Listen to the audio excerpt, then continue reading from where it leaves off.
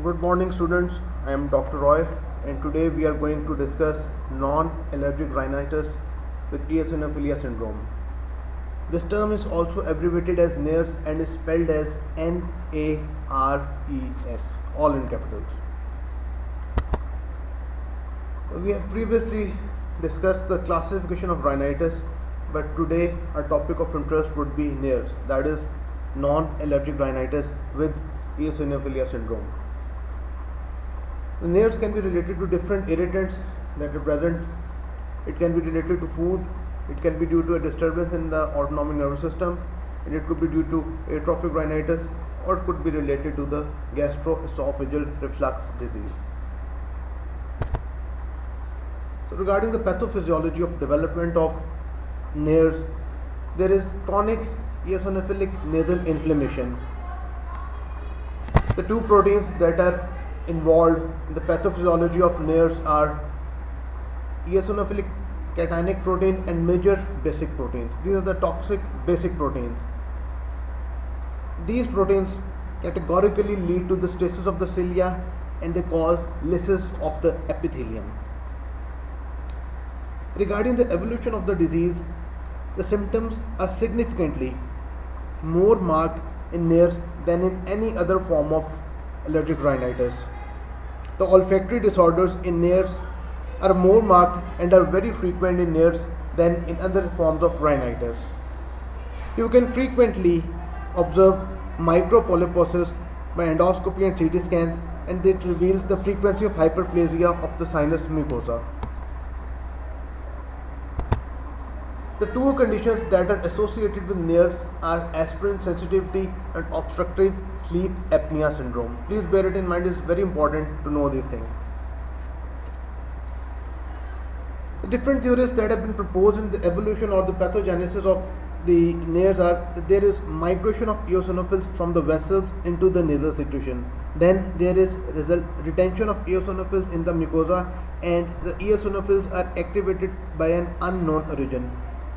Resultantly, there is development of nasal micropolyposis and there is subsequent polyposis. The nasal mucosa becomes sensitive to non-specific stimulants, and the autonomic stimuli have a greater effect on patients with non-allergic rhinitis than on those with allergic rhinitis. Regarding the clinical features, it overlaps with the clinical presentation overlaps with that of the allergic rhinitis. So it is present throughout the year. The symptoms are present throughout the year, therefore the symptoms are perennial. You all know the symptoms of allergic rhinitis, but I have highlighted the olfactory symptom as we have already discussed that olfactory symptoms are more marked in NARES as compared to other forms of rhinitis. When you examine the patient, the conjunctivis edematous, there is hyperemesis sclera, there is lacrimation. On nasal examination, the nasal mucosa appears foggy and there are copious amounts of clear nasal secretion. But there is no formation of nasal polyps and there is no otitis media. On ear examination and on auscultation, you do not appreciate any rhonchi or wheezing. This is very important, please bear it in mind.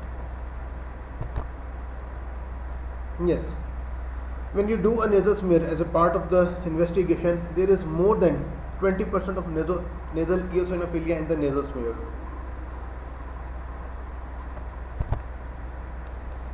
The treatment is individualized as the case is.